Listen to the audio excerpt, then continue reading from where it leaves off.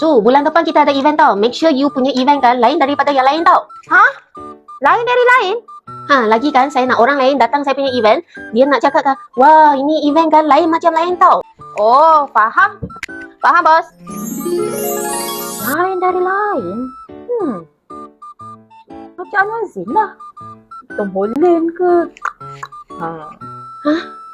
Itu lain daripada lain, bos. Sebab tu lah saya rasa macam ajak artis. Anwar Zain ke, Tom Holland ke. Bukanlah macam tu, bukan. Maksud saya decoration makin di display yang material punya marketing tu. Macam tu, nak lain daripada lain, kita buatlah paper backdrop ke, kita bawa paper booth ke, ataupun kita bawa standee. Barulah lain daripada lain. Lepas tu, kita lepas event tak payah buang.